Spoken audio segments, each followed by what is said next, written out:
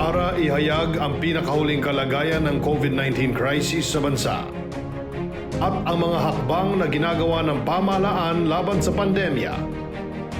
Mula sa Pangulo ng Republika ng Pilipinas, Mayor Rodrigo Roa Duterte. Ito ang Talk to the People on COVID-19.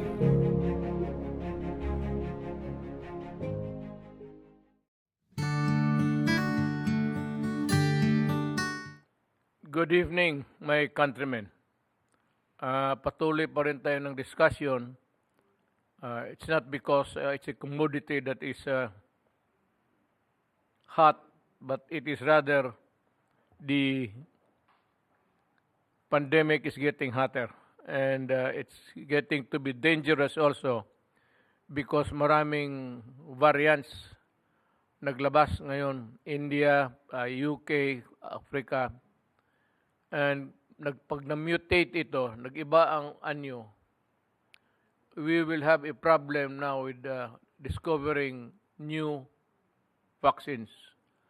And we do not have a guarantee that the vaccines will be forthcoming on time na walang maraming mamamatay.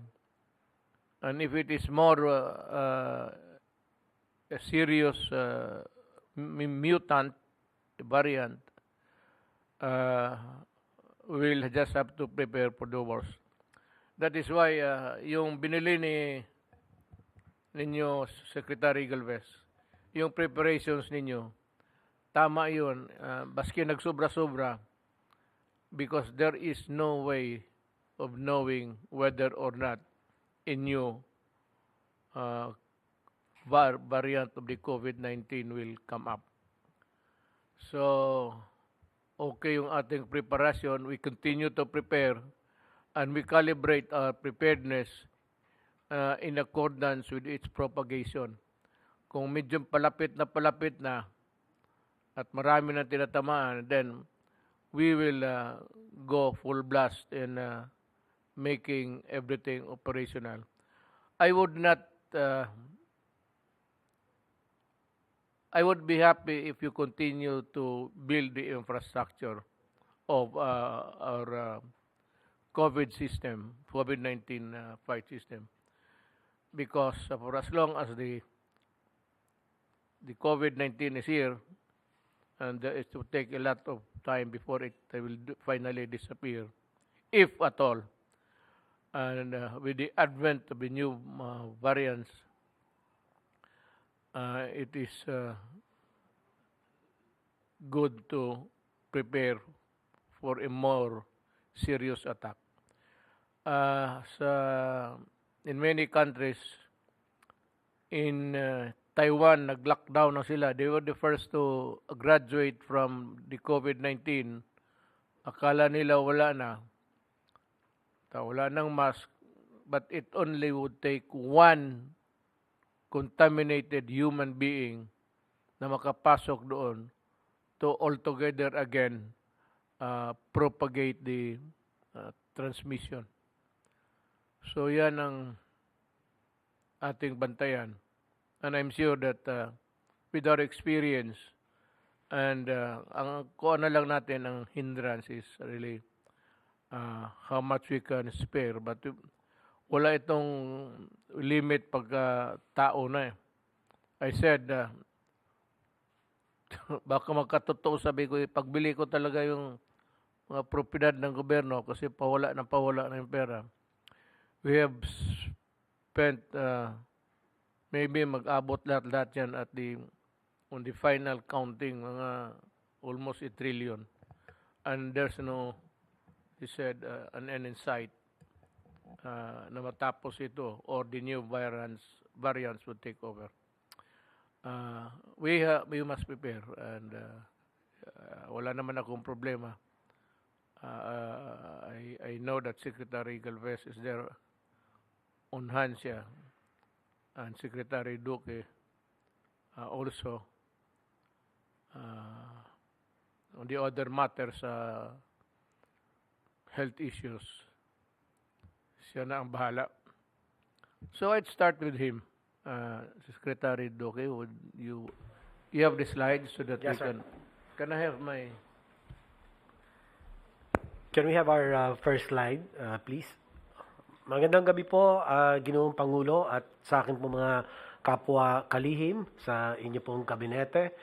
Sa ngalan po ng Interagency Task Force and DOH, ako po ay magbabahagi sa inyo ng maikling ulat ukol po sa atin na COVID-19 national situation and mga iba pa pong mga issues pangkalusugan.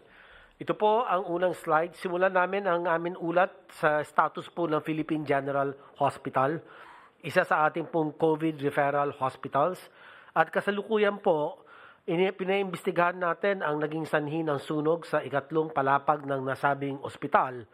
Sa kabutihang palad, Mr. President, wala naman naiulat na namatay dahil po sa sunog. Naibalik rin ang kuryente at naihatid ang mga nakuhang food donations sa mga pasyente. Para naman po sa atin mga naibigay na suporta, iba't ibang mga suporta, nakapagpababa tayo ng mga ilan na halaga ng atin pong mga personal protective equipment, yung KN95 mask, isolation gowns, at iba pa rin. Tumulong rin po tayo sa paglilipat ng mga non-COVID patients sa 6 na government hospitals. Sinalo po ng Tondo Medical Center, Rizal Medical Center, National Kidney and Transplant Institute, ang Amang Rodriguez Memorial Medical Center, and East Avenue Medical Center.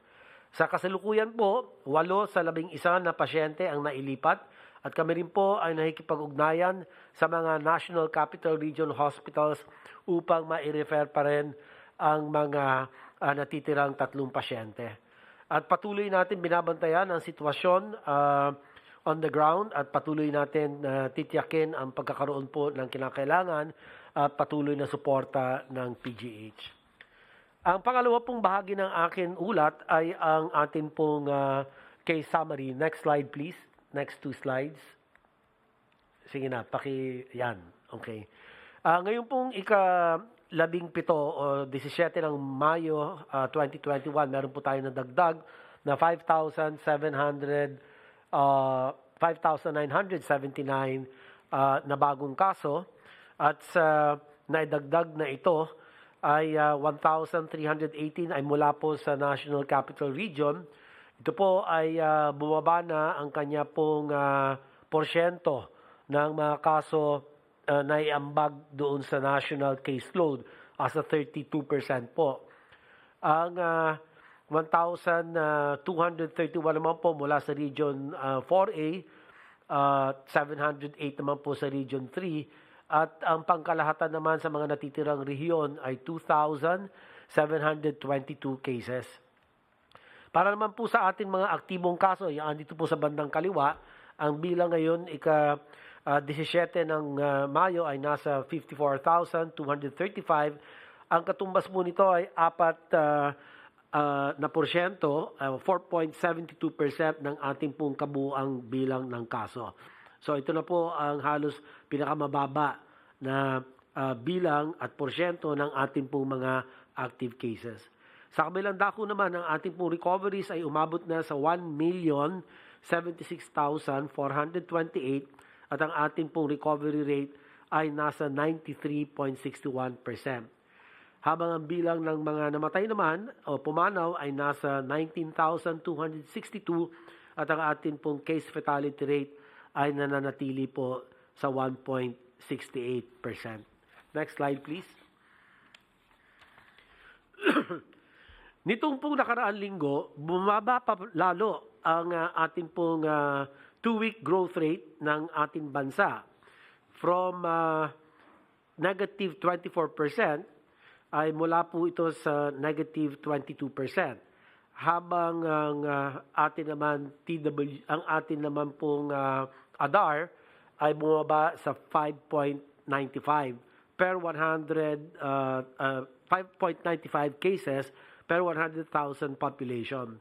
At nananatiling nasa moderate risk naman ang NCR kung saan negative 46% na from negative 39% ang kanilang 2-week growth rate. Ibig po sabihin nito, bumabagal na po yung ang pagdagdag o paglaki ng kaso at ang 2-week growth rate at ang 13.44 naman ang atin ADAR mula po sa 24.9 cases per 100,000 population. Next slide. Kung titignan naman natin po ang usual epidemic curve natin, malinaw po rito. Makikita natin lalong bumababa ang mga kaso sa NCR. Yung pong kulay blue ay ang representasyon po nito ay ang NCR at Region 3, yun naman dilaw na nakikita po sa bandang ilalim. At mas mabagal naman din ang pagbaba ng ating pong mga kaso sa Region 4A, yung pong kulay na aqua blue doon ang kumakatawan po sa Region 4A. Next slide. Nitong nakaraan linggo po, nakapagtala na lamang tayo ng 5,886 na kaso on the average. At sa ating pong pagsisikap na mapababa ang mga kaso sa pre-surge levels o 1,700 na kaso kada araw, kinakailangan natin ipagpatuloy ang mga sumusunod. Una po, ang pagpapatupad ng localized lockdowns. Ngayon, bumalik na tayo sa GCQ or Generalized Community Quarantine. Kinakailangan muling ipatupad ng mga lokal na pamahalaan ang granular or localized lockdowns upang mapigilan na ang pagkalat ng mga kaso simula pa lamang sa ating mga barangay. Nananawagan po kami sa DILG upang palakasin ang pagpapatupad ng ating pong Operation Listo. Pangalawa pong ating pong mensahe ay ang pagsunod sa minimum public health standards. Ngayon tumataas na ang mobility ng ating mga kababayan kasabay ng ating pong mga pagluluwag. Dapat mas maging strikto ang pagpapatupad ng ating minimum public health standards ng mga lokal na pamahalaan, workplaces at mga commercial establishments. Nananawagan din po kami sa DILG, sa DTI at DOLE upang mapanatili natin ang ating nasimulaan noong ECQ at MECQ. Next slide please. Habang bumubuti ang lagay ng NCR+, makakita naman po tayo ng pagtaas ng 10 rehiyon sa Visayas and Mindanao.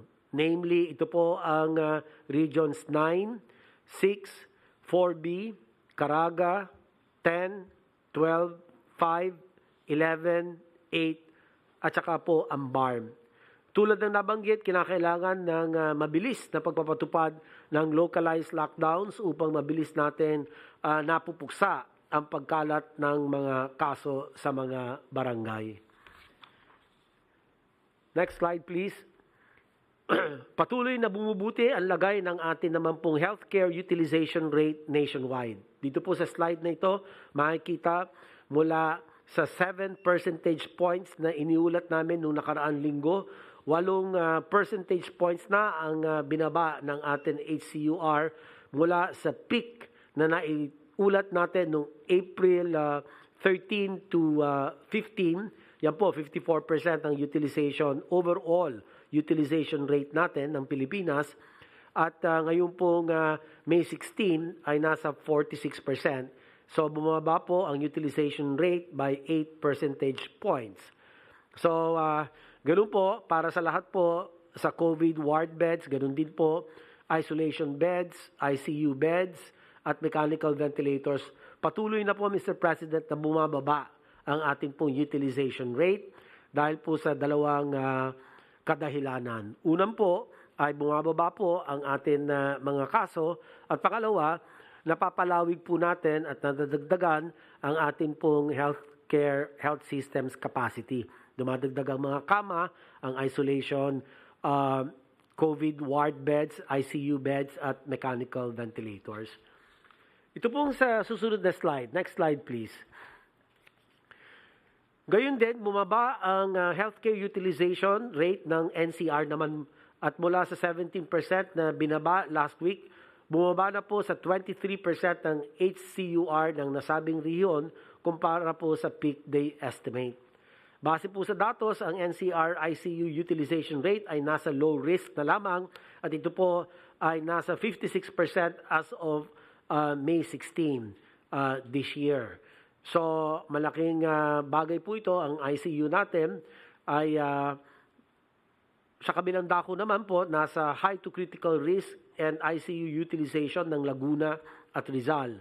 At kasalukuyan itong tinutugunan ng ating pong One COVID Referral Center upang madagdagan ang bilang ng mga ICU beds sa mga nasabing lalawigan.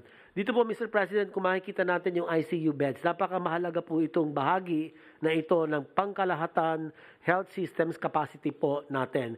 Lalo na dito po sa NCR, makikita natin sa peak April 7 to 16 ay 88%. Ang nasa critical risk classification po tayo about 3 weeks ago.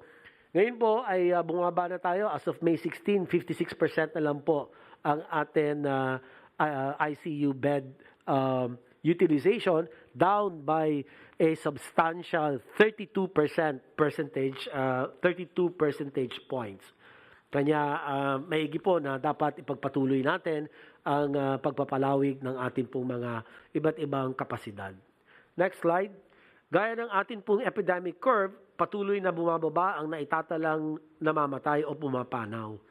Kumpara noong Abril na nakapagtala tayo ng 81 deaths per day on the average, na nakahigit pa sa naitalang mga pumanaw noong nakaraang taon nung tayo ay nagkaroon din po ng surge noong Agosto, bumaba tayo at 78 deaths per day. Yan po, makikita natin, pababa na rin po yung bilang po ng mga pumanaw at ito po ay nasunod sa pagbaba din ng ating pong caseload o bilang ng mga kaso sa Pilipinas at sa mga iba't ibang rehiyon. Next slide please. Sa pagpapaigting ng atin pong responde o pagtugon kontra COVID-19, nagkaroon din po tayo ng mga progresibong pagkilos upang tiyakin ligtas ang pagsalubong at pagtatapos ng Idil Fitr. At nagpalabas po ang DOH ng mga iba't ibang advisories upang ipaalala ang mahigpit na pagsunod sa ating pong minimum public health standards para maiwasan ang pagkalat ng COVID sa kabila ng obserbasyon ng napakamahalaga, napaka-importanting tradisyon po ng ating pong mga kapatid na Muslim. Kakabit ng pagsunod sa public health standards, patuloy din ang maingat at malawakan pagbabahagi ng COVID-19 vaccines sa buong bansa. As of May 16, nakapag-administer na po tayo ng higit na 3 milyon doses ng bakuna sa buong bansa. Ang mga bakunang ginamit ay mula sa Pfizer, BioNTech, Sinovac, Gamaleya, at AstraZeneca na mayroon pong emergency use authorization mula sa FDA at rekomendasyon mula sa atin mga independent expert panels.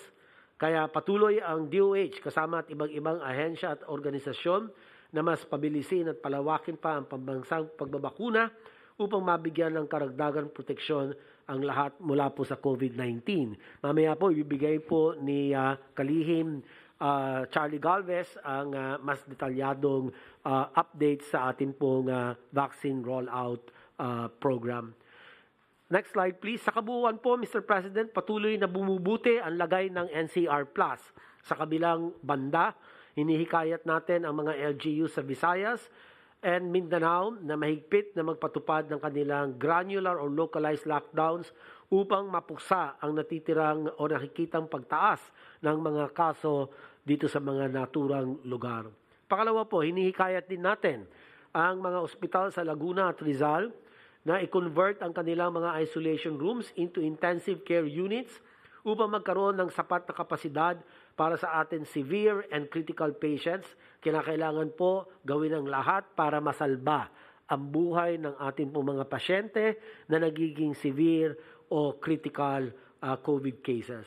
At ito po tulad ng ginawa ng ibang DOH hospitals sa NCR noong peak ng ating pong surge or spike. Pangatlo po, kami rin ay makikipagtulungan sa DILG, sa DTI at DOLE upang ipagpatuloy ang striktong pagpapatupad ng ating pong minimum public health standards at kasabay ng ating pagluluwag ng mga quarantine restrictions. At panghuli naman po, amin din naman mas paigtingin ang koordinasyon sa ating pong task group on Returning Overseas Filipinos upang masigurado ang pagpapatupad ng mandatory 14-day quarantine, lalo na ngayon pong nakapagtala tayo ng kaso sa ibabaw ng ating pong UK variant B117 at ang ating pong South African variant na B1351. Ngayon po meron na tayong natuklasan na B1617.2 variant na nanggaling po sa bansang India.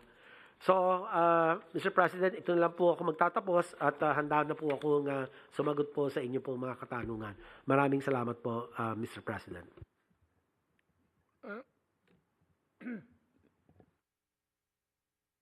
Sir, may request lang ako. Hindi ako nagbibiro, pero just para hindi ako ma-off guard sa, huwag mo na lang gamitin yung Ginoong Presidente, sir, kasi yung Ginoo sa amin, Diyos sa Bisaya, pati yung mahal na Presidente, alam naman nila, nagmamahalan tayo dito, kaya tayo nagsama-sama because we love our country. And that is really the focal point of what we are here for.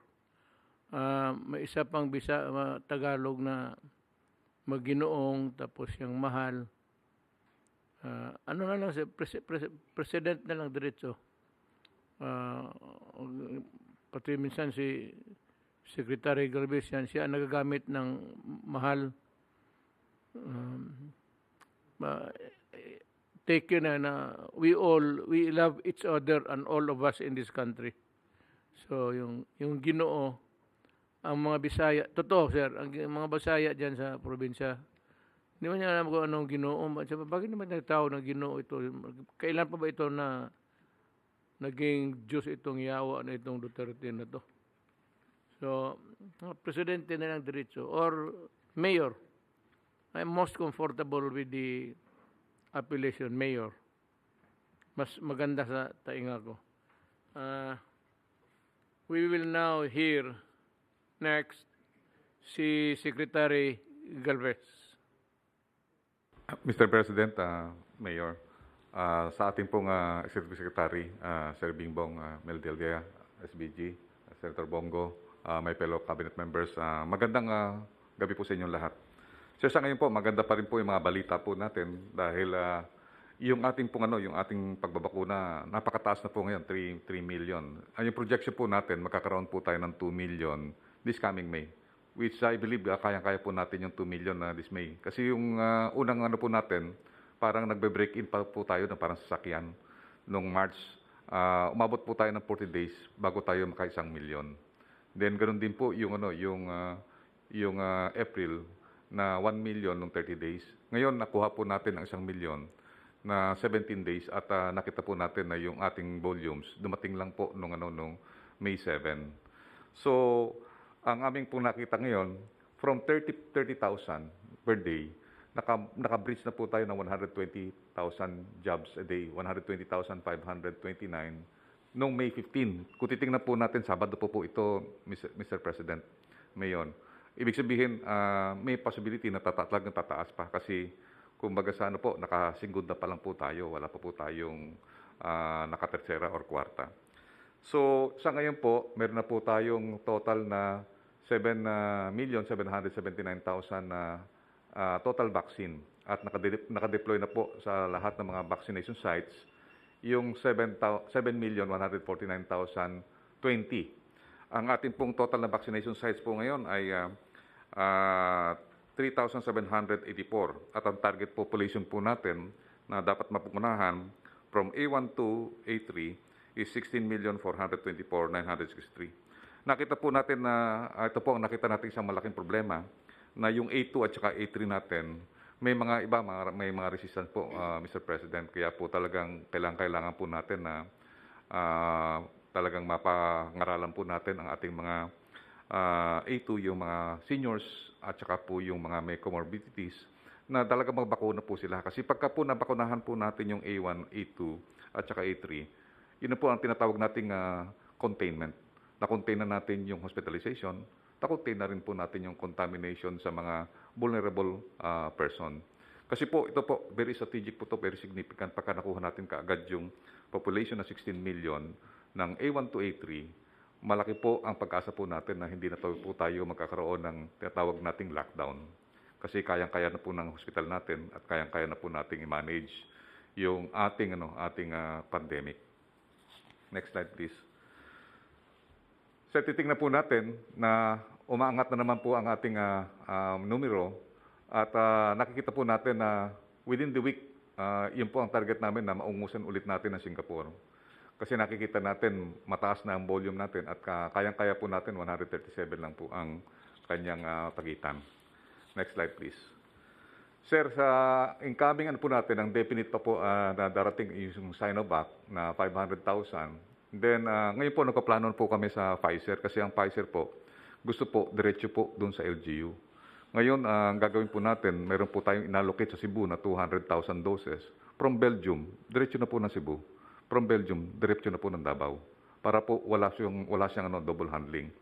Ngayon, lahat po ng taga-NCR at saka po yung 6 na provinces, nagpupulong-pulong po ngayon kasi ang balak po namin ang warehouse po kaagad, diretso po sa warehouse ng LGU. Kaya po nananawagan po kami sa LGU na kailangan meron silang talagang professional na mga third-party provider para ang mangyayari po yung sa cold chain, lalo na yung Pfizer. Kasi yung Pfizer po, nakita ko po talaga, Mr. Mayor, talaga pong napakahirap palang i-handle. Konting mali lang talagang magkakaroon tayo ng wastage. So, pati po yung paggamit ng syringe, talaga pong makukuha natin yung from 5 doses to 6 doses. Kaya kailangan talaga may mga professional handler po tayo, Mr. President. Sir, if I may just butt in, wala akong problema yan diretso sa local governments. Ang problema ko is yung handling, sir. Pati yung there's always the time of the essence. So there has to be a time frame for that, for everything, from handling to the transfer.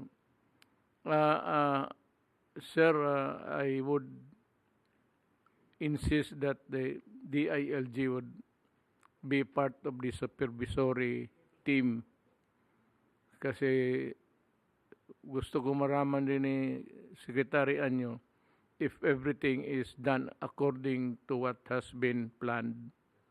So pag-aralan anong plano dito and they can point out if there is a lack of whatever in the handling and the observance of all rules that would ensure the integrity of the vaccines. So it would be also the obligation of DILG to not oversee but just to be there parang magsusupervisor para tignan lang nila kung walang pagkukulang so that it would be reported immediately.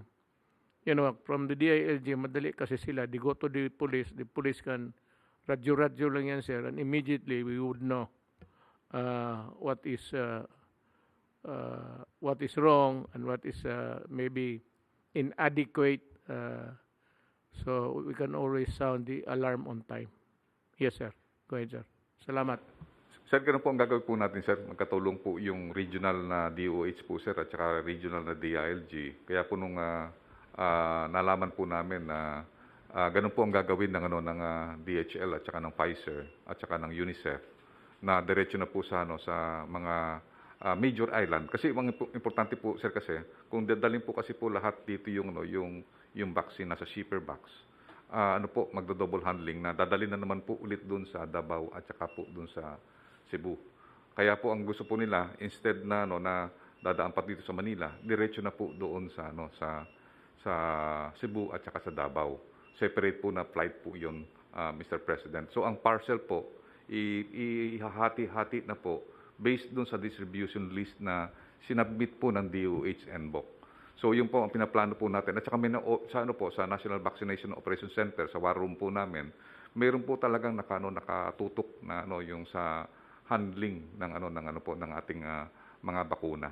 Kasi po yan po talaga kailangan po mayroon tinatawag tayong pong cold chain solution. Yung cold chain solution po na yun, dapat po hindi po ma-break ang chain. Na yung negative 80, hindi po ma-break na yung chain niya na pag-handle hanggang sa bakunahan, yung kanyang temperature is negative 80 po. Yes, sir. And I would like to impose this duty also to the DILG. Secretary Anyo can use the police or whatever. As long as there's always a third person or a second guy to see to it that itong chain of events must be followed, and there has been no faltering, because I said it will affect the integrity of the, sir. Sir, yun po ang gagawin po namin. We will obey your instructions that DILG together with DOH will really supervise through the LGU and through the regional DILG and DOH DOH regional CHD po natin office. Sir, kung po natin, meron din po tayong darating na Sputnik V this coming May. And then ang malaking volume pa rin na pupunta sa atin, sir, yung June. Ang natin hindi pa lang po nakikita na alam yung yung pinaka parang yung exact date niya. Pero yung mga indicative date po nagpe-prepare na po tayo, lalo na po yung may bago na naman tayong dadating na Moderna this coming June 2021. So pagka po napuno po ang ating storage, more or less meron tayong 21.1 million dosage na inventory. So ang mangyayari po ngayon Mr. President, ang problem natin ngayon is yung logistical challenge. Mission essential po talaga po itong yung logistics. Management na po ito, Mr. President, at saka tinatawag natin talagang yung meron po tayong tinatawag systems solution ng management po natin, talagang challenge po natin. So next slide please. So kung titingnan po natin talaga yung grand preparation to achieve yung herd immunity through the centers of gravity, ang ginawa po natin, nagkaroon po tayong tinatawag na focus areas. Yung strategy po natin, Mr. President, na in-explain po natin sa mga tao na focus and expand. Kasi kung makikita po natin, itong focus area, kung tawagin po natin NCR plus 8, ito po yung NCR plus yung provinces sa Region 4A at saka sa Region 3 at saka yung Metro Cebu at saka Metro Davao. Dito po nanggagaling yung talagang yung mga hotspots. At yun po kumakalat din po sa mga areas na nagpupunta sa mga center po na to. Ang nakita po namin, yung lahat po ng mga experts, sinasabi po nila na once na ma-heal natin ito, ma-preserve natin yung centers of gravity natin, ma-preserve natin yung yung ating mga vulnerable na mga cities, ma-preserve din po natin yung economy po natin. Kasi ito pong po nito, yung NCR plus 8, more than 60% po ng ating economy nandiyan po. Sir, ang magandang balita po sa ating yon, tumawag po ako dun sa kay Jermel Feliciano. Sinasabi ng mga business sector, almost 95% recovered na po yung mga businesses dun sa Cebu. Ibig sabihin may pag-asa po tayo na pagka once na nakababa po tayo from GCQ to MGCQ at na-maintain po natin mababa ang ating makaka-recover din po ang makaka-recover po ang ating economy. Yun po ang latest report po sa amin ni General Feliciano na almost na mga business na tinanong nila, halos karamihan, 90% nakaka-recover na po sila. So isa pang magandang po yun, magandang balita po yun na pagka once na na-contain natin yung madali po tayo maka-recover. If we can do the vaccines without let-up, and the supplies would be, as scheduled, will arrive on time in the numbers that we require, pwede talaga, sir. And I see that the way how we do it, dito sa NCR, okay lang. May misgivings na ako sa ibang, hindi naman sa incompetence or inadequacy, but you must remember that the resources in Manila are not the resources of the other provinces. So gusto ko lang study that before we begin to sound the first step na lahat yung sa chain of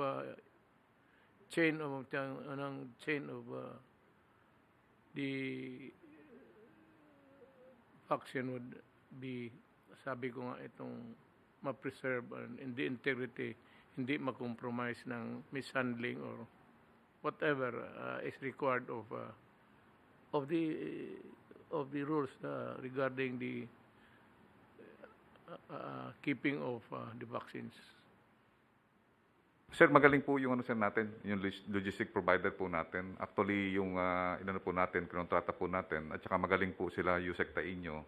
Talagang yung nape-preserve po yung ating yung ating mga vaccine. Ang major problema po natin, may nangyari sa Cotabato province na talagang nawalan ng kuryente. Yun ang namin, binigyan namin po ng strict directive na dapat meron po tinatawag na vaccine safety and security officer.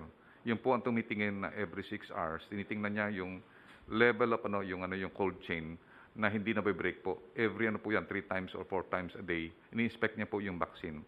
Kung talagang nahandun siya sa required na temperature na 2 to 8, negative 18, negative 20, at saka po yung negative 70. That is why I said double check ng LGU po, sir. DILG. Yes, sir. Yes, sir. DILG para sigurado ako. Opo, sir. Kumpante ako na Yes, sir. merong isang tao na tingin na Opo. everything has been complied with. Opo. Sige po, gagawa po kami ng directive po, sir, na maggagawa po kami ng letter kay Secretary Anyo to have a directive na talagang to ensure the preservation of the integrity of the vaccine and ensuring that the cold chain temperature requirement na tatlo pong complicated na requirement ay talaga pong ma-ensure na it will be fully stabilized po talaga. And the DILG representatives must also submit a separate report. Yes po, sir. Yes, sir, parang may counter po siya, redundant. Ang tawag po diyan, sir, sa check and balance at saka redundancy of safety at saka yung ano po. It's not bad if it's medicine actually. Opo, sir. Opo, sir. Duplicity of, it's not duplicity, but just ensuring that there are 2 to 4 eyes Yes, sir. looking at the Agree, sir. rules being followed. Yes, sir. Gagawin po natin, sir, yung tinatawag nating backup from the backup to backup, yung redundancy po, sir, at saka check and balance.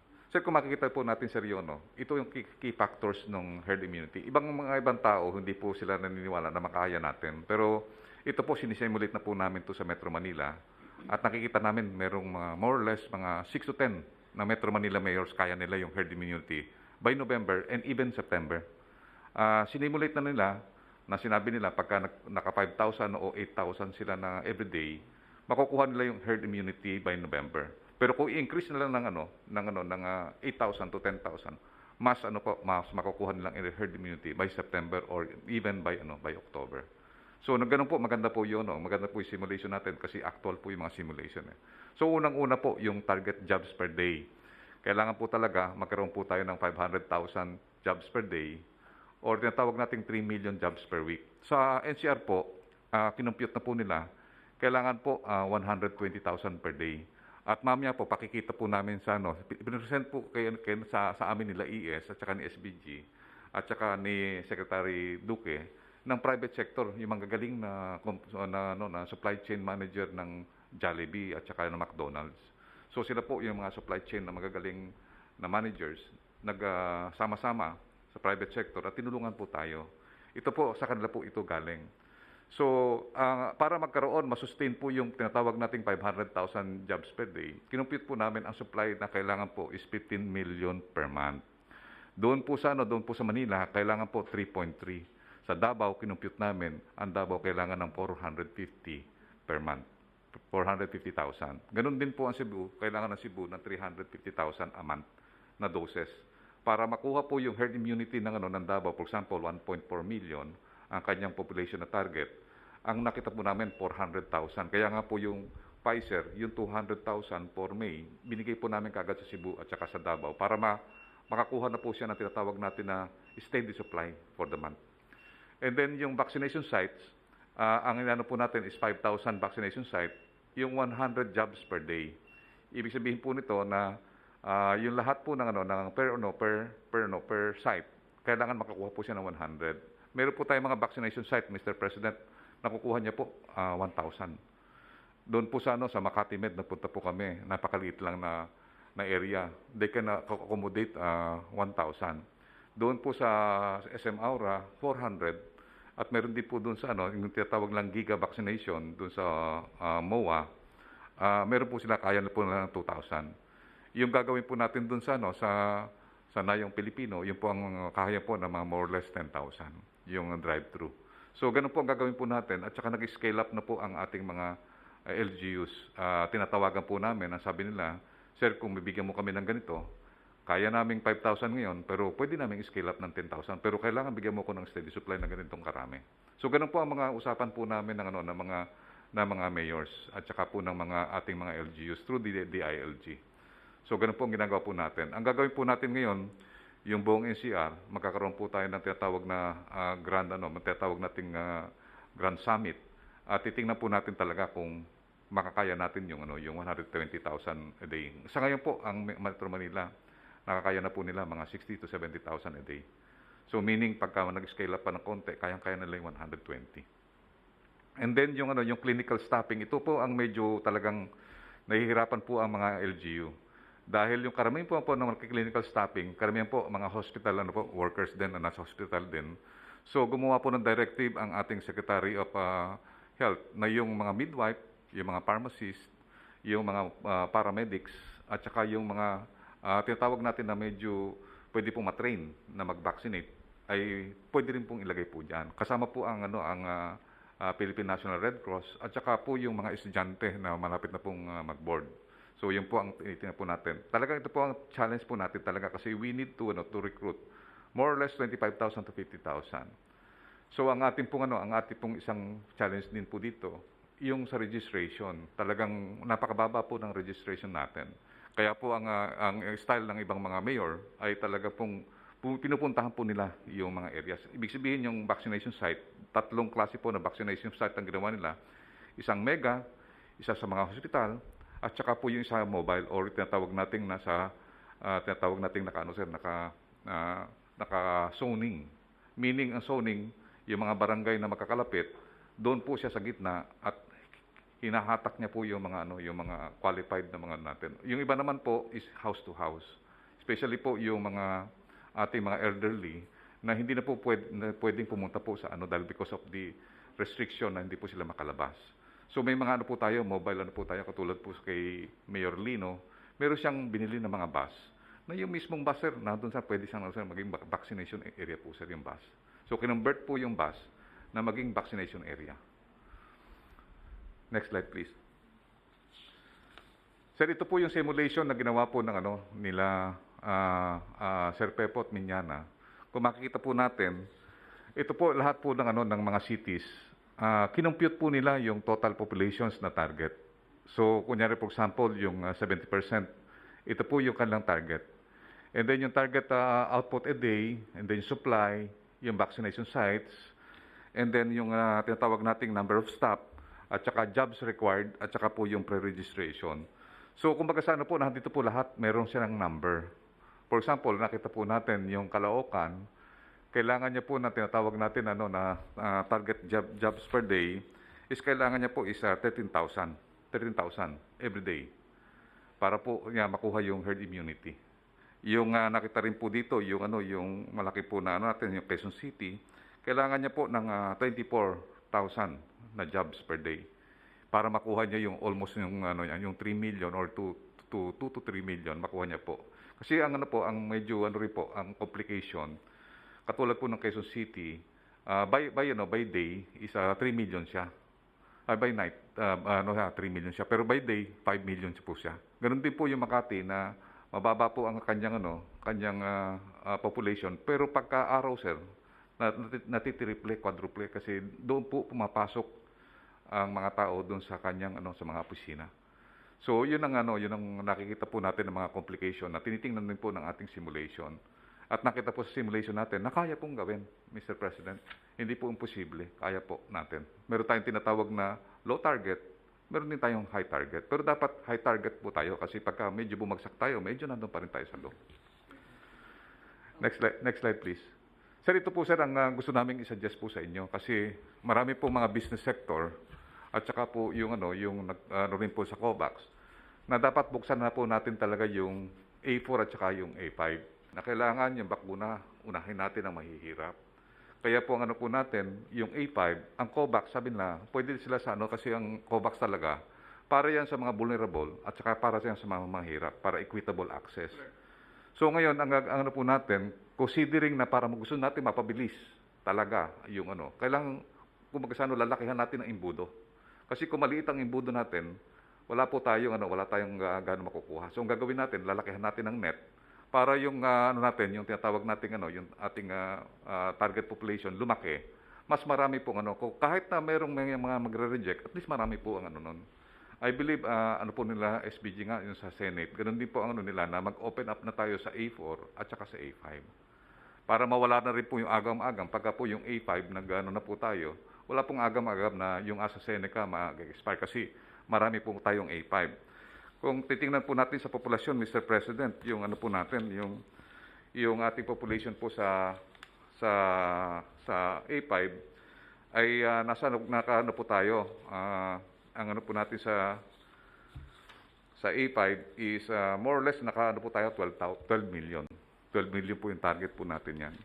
So kung ano rin yung A4 based dun sa NEDA ano po is 12,832. At yung sa ano po naman po yung A5 ay 16 million. So kung makita po natin ang ano po namin ang recommendation po ng mga business sector at saka po ng karamihan po ng mga kabinete at saka sa Senate ay ibukas na po natin as soon as possible time na pwede na po tayo mag-start para po yung sa mga mahirap, para yung mga ibang mga bakuna na galing sa COVAX ay mabigyan din po yung mga mahirap. As a matter of fact, your program must suit to the my request to you early on sa pag-umpisa nito. Na unahin ninyo yung may hirap. Kung if there is a difficulty in getting them out of their respective communities, kayo na ang papasok doon. Enter the place and do the vaccination there. Kasi with that, some maybe may mag-lecture about the advantages of getting alam mo maraming pa rin, hindi lang mahirap. May kilala ako na babae na until now she's still studying. Sabi ko, do not study anymore. It has passed several boards and evaluation people there. Kunin mo na at magpabakuna na. Pero ito ang sabi ko pala, huwag makalimutan. Di ba sinabi ko sa'yo, there will be no discrimination. At saka hindi kayo makapili kung ano ang bakuna. Pareho lahat yan. Kung hindi kayo makasabi, Seneca akin, Moderna, no. Kung anong maibigay ang araw na yan, and si Secretary Galvez as is empowered to ibigay karton por karton without really getting a special attention to any batch na Seneca or Pfizer. Kung ano ang nasa harap ninyo, yun na. Do not ask for a special kind of, kasi bulto por bulto yung ibigay. O dito, hindi na mamimili yan, kinukuha na lang tapos binibigay. And I do not want people, lalo na yung, well, ayaw kong it leaves a bad taste in the mouth. Masangsang sa dila yan, pero karamihan yung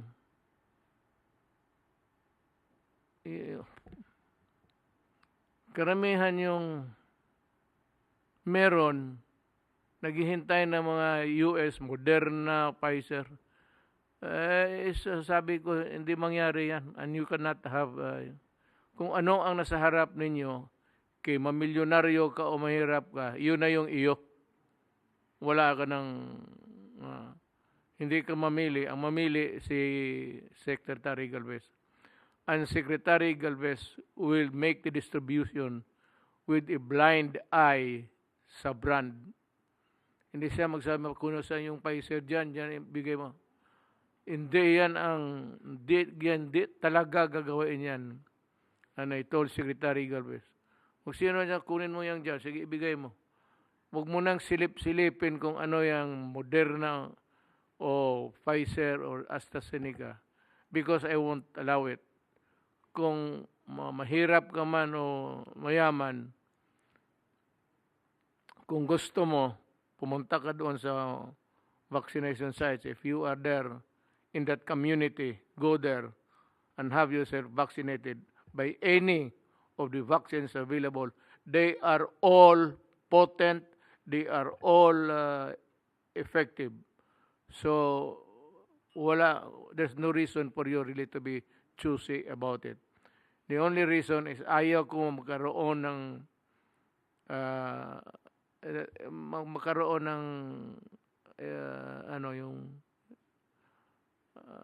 storya na may pinapaboran kami na ito wala.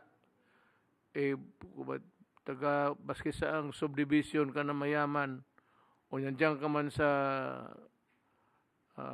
itong lugar dito sa North Harbor, pareho kayo lahat. Walang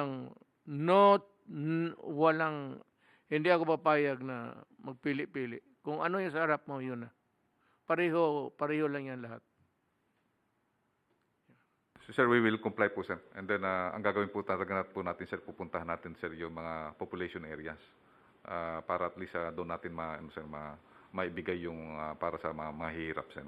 I leave it up to you to make the choice. Yes, sir. Do not give it to anybody. Yes, sir, yes, sir. Bin mo lang yan yung nakadeposito dyan sa storage namin. Opo, sir. The nearest. Opo, sir. Maganda nga the nearest storage where the vaccines are being placed. Opo, sir. Yun na ipadala mo. Opo. But never, do not allow anybody sa mga nagtatrabaho sa iyo na mag-reserve dito na ibigay doon kasi that could be a discrimination and it is not good because simply it is a bad practice and we do not allow kung sino mga lamang kasi wala naman talaga pare-pareho lang yan lahat na walang lamangan na walang lamang dyan. Sabihin mo, mas lamang ka kung Pfizer ka, galing Amerika, o galing, kami dito, China Farm, China Sinovac lang. Ang sa awa ng Diyos, okay naman. We are nearing, maybe if the projections of Senator Galvez will come true, if the vaccines will arrive on time and we can continue receiving it and distributing it and putting it into the chain of command down the line to the barangay levels, we are safe. We are safe. Sir, in order to next slide po, sir. Ito po, sir, yung guidance niyo po. Next slide, please. Sir, ito po yung guidance po natin na, kasi pagka A4 po, sir, dalawang klase po yung A4, government employees at saka po yung ating economic frontliners. So, gumawa na po ng memorandum sa ating mga government employees. Kasi kawawa rin po, sir, sila lalo na po sa airport, yung Bureau of Immigration, Customs, yung ating isang USEC na tinamaan na po, sir, sa Customs. So, ang natin is talagang, ang gagawin natin, sir, is isi-simultaneous po natin na babakunahan din po yung mga A4. Ang gagawin po natin, meron tayong tinatawag na LGU-based, meron tayong institutional-based vaccination. Sa institutional-based vaccination, nandiyan ng government frontliners, yung private sector economic frontliners. Kasama na po diyan ng mga police, yung ating AEP, PNP, at saka Bureau of Fires. Nakaramihan natin, lalo na sa police, sir, maraming namatay tayo sa COVID. So, marami tayong pulis sa probinsya na namatay. Opo, sir. So, ang gagawin po, sir, gagawin po, sir, natin, sir, ay i-organize po natin ang lahat ng mga kampo at saka yung mga tinatawag na bases ng mga pulis at saka po ng mga military na gagawin po nating bakunahan ng mga ng ating mga government frontliners and including po yung mga major camps dito sa Metro Manila. Pwede rin po nilang tulungan ang Quezon City. Pwede rin po nilang tulungan ang Parañaque dahil kasi po yung Army base, Navy base, yung PNP base at saka po yung AEP base, Maganda po yung kanilang mga grandstand at saka yung kanilang mga open field. Pwede natin pong gamitin po yun kasi ang laki po ng mga area ng ating mga kampo. Yung unang guidance niyo po sa amin na gamitin ang mga kampo na vaccination site, gagawin po natin yan pagka nagsimula na po tayo sa A4. Kasi 12 million po yung ating important Ito yung mga malalakas po na tao. Ito po yung mag-drive ng ating economy. At the same time, ito po yung magpo-protect ng institution, ng government institution. Kasi kung hindi po natin sila poprotektahan, hindi po mapo-full ang services po natin sa ating mga mamamayan. So, equally important po natin po yun. Did I not tell you the last time that ang mga sundalo unahin, Yes, sir. Ito na po yung po, sir. Yes po, sir. tapos na ba sila? Sir, ito na po, sir, ang ano natin. Next week or next month. Sundalo, pati pulis lahat, pati yung kumadala niyang pamilya Pero nila. lalahatin na natin. Okay na. Total, nandyan na yung mga bakuna. Sabi ko nga, we must use them as fast as we can because they have a shelf life. May sariling expiry yan. And the period is too short. That if you dilly-dally, you run the risk of wasting the... Kaya as many as we can, kung maaari lang day and night, para we will not have a stock of spoiled medication. Dito nga, sabi, pauna ko yung mga police pati military because sila yung asahan ko. I cannot, pag their role is very important. But for any reason, there's trouble. Yung mga sundalo ko, pati police, tapos walang bakuna, mahirap yun. They group together. So they must have the vaccine. Kung sabi mo ngayon na, give them the priority. Kasi yung pamilya nila, okay na rin. As long as there are the vaccines, we will give it to everybody. Okay. Sir, yun lang po, talagang ang gagawin po natin, this coming June, talagang aarangkada po tayo. So, ang ano po namin talaga, magtulong-tulong po yung LGU, yung government frontliners, yung mga agencies, at saka mga private sector. Dapat, yung sinabi nga niyo po na ang magmamonitor po sa kanila, yung tinatawag na clinical monitoring, ang DOH, at saka yung execution monitoring, yung LGU through DILG po. Yun po ang ano po natin. Maraming salamat po, Mr. President. Yes, thank you. Itong sinasabi ko na mga subdivisions, ay kung may mga subdivisions na medyo nalagay sa upper, pahuli muna kayo. Total, kung gusto niyo makabili rin kayo. But then again, I said, you have so many things in your hands to protect you. Samantala, ito namang mga squatters, ang bahay nila dikit-dikit. So the transmission is really as fast as the virus can travel. Dito naman sa subdivision may mga bahay. Wala akong you will get the vaccines in due time.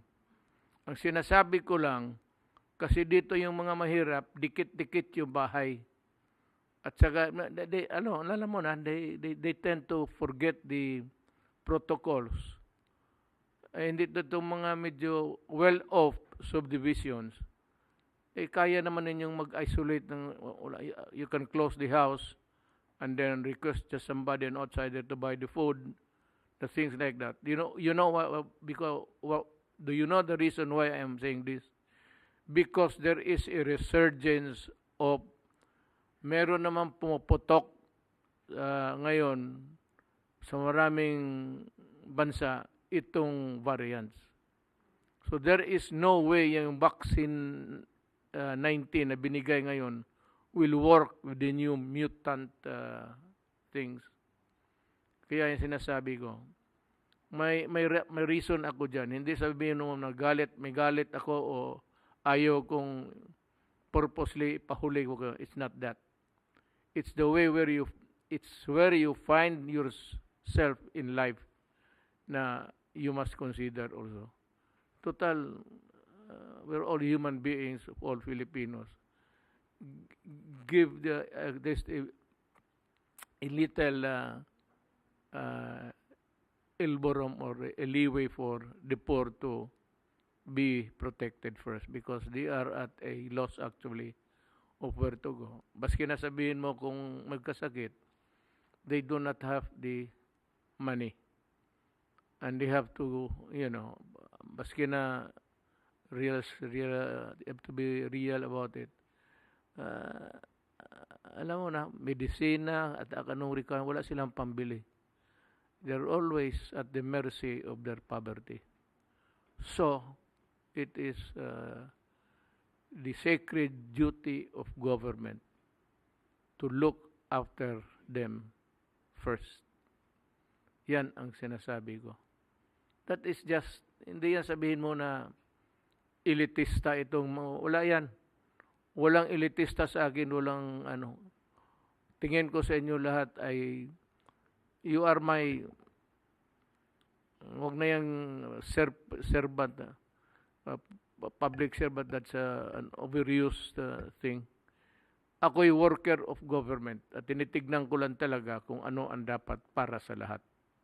And sabihin ko sa inyo, hanggang dyan lang ako. I serve and I serve with equal duty to everybody. Walang pabor dito, walang pabor doon. Now, tapos ka man, we would like now to jump to Secretary Anyo. Opo, Sir. magandang gabi po, Mr. President, dear You have- public servants. You have the slides? Can you Yes, show sir. us? I have a slide po. Magbibigay po ako ng quick updates. Unahin ko po muna sa Ayuda 2021. Sa kabuuan po, yung mauna pang slide, please. Before this slide.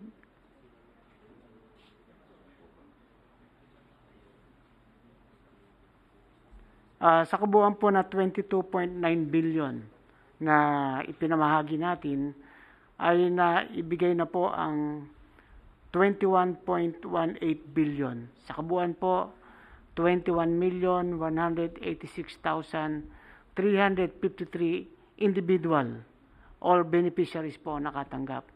Total po ay 92.45% ang ating accomplishment. At sa loob po ng 100 LGUs, 44 LGUs na rin po ang nakatapos, kasama ang City ng Manila, Caloocan, Pasay, City of Biñan, Cabuyao, San Pedro, at Santa Rosa. Ito po ang ating breakdown sa National Capital Region. Sa Metro Manila po, 10,251,680 beneficiaries ang nakatanggap, 91.75%. Sa Bulacan naman po ay 2,874,825 beneficiaries, 96.89% accomplishment.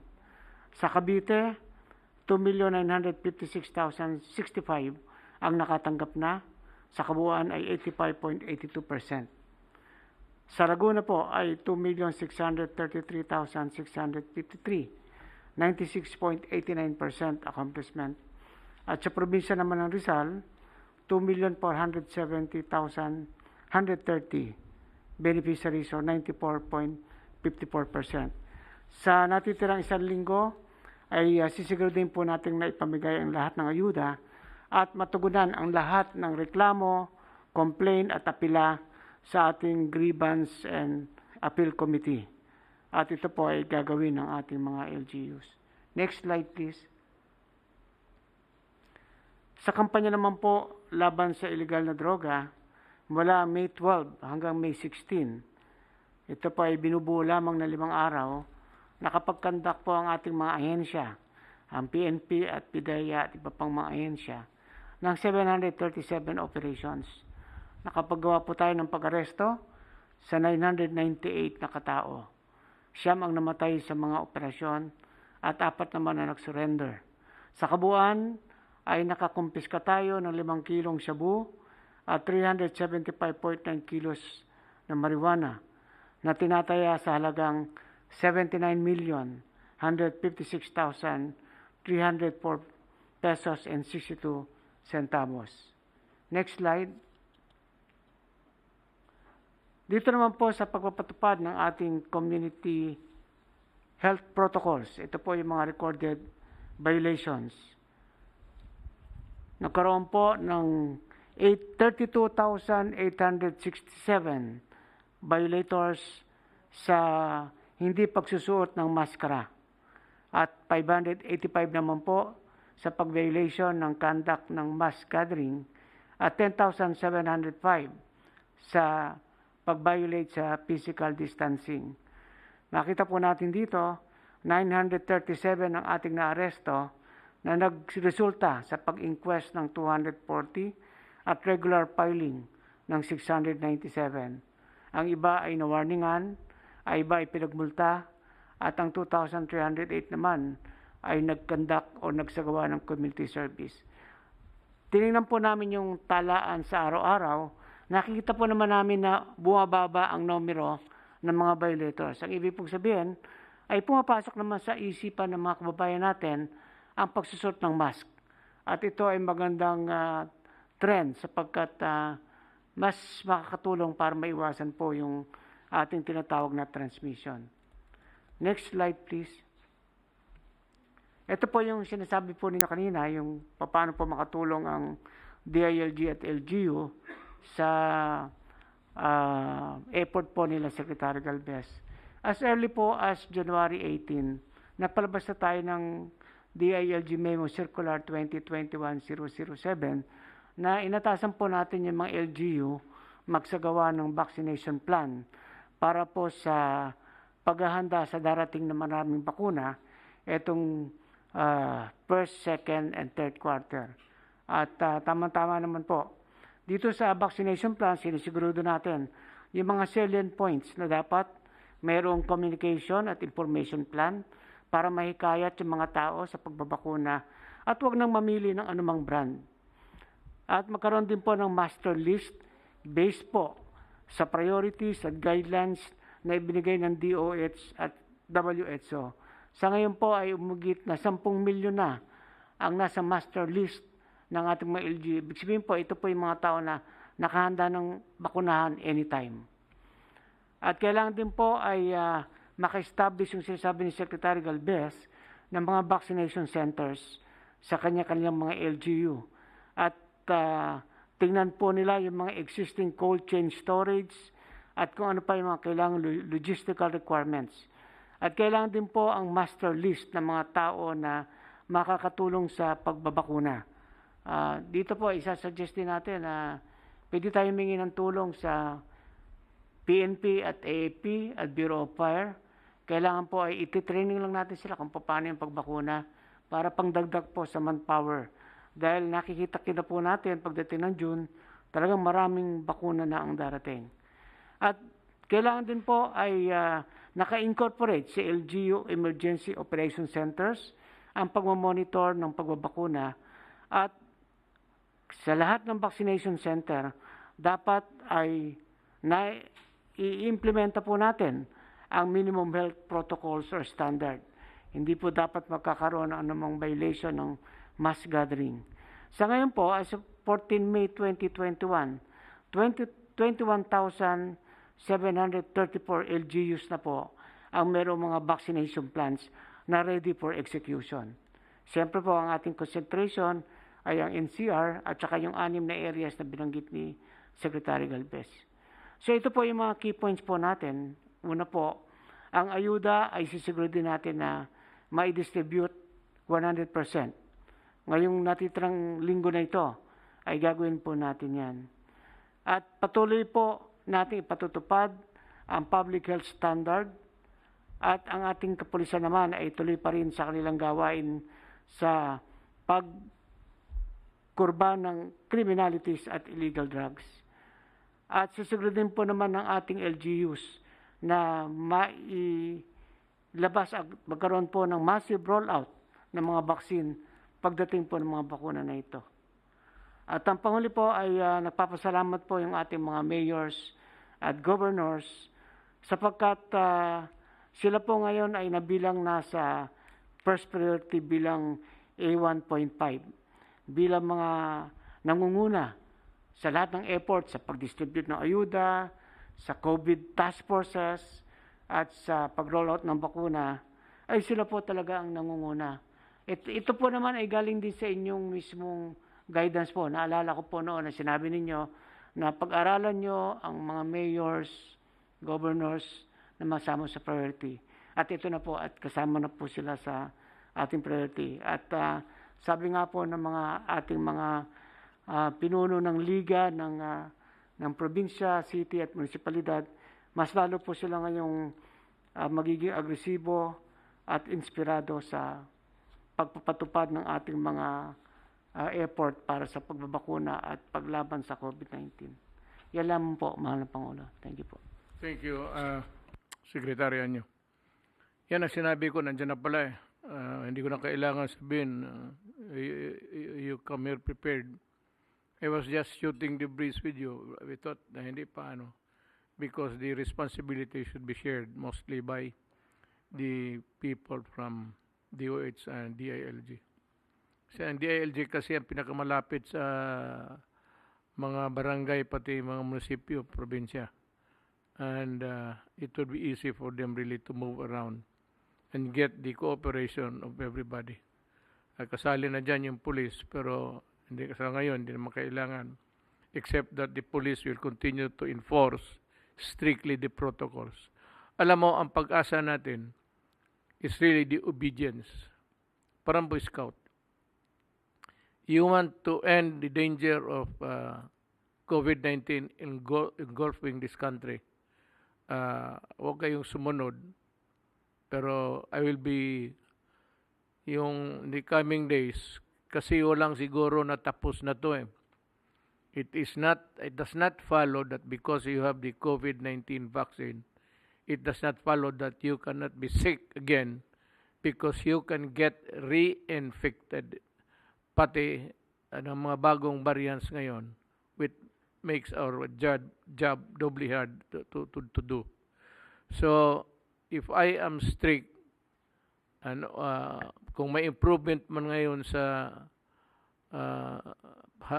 larangan ng ating mga siyudad, there's a sharp drop of cases. It's because they followed the protocols. Kasi pag hindi, then mapipilitan again ako na to impose lockdowns and everything at mag-i-stricto ang gobyerno. Hindi ako. Ako, instrumento lang ako. Hindi ako sabihin mo, kasi si Duterte, no. It's not me. It's what the government people gathering together, giving the mandate, and I just, as a worker of government, will just implement what I get from the task force.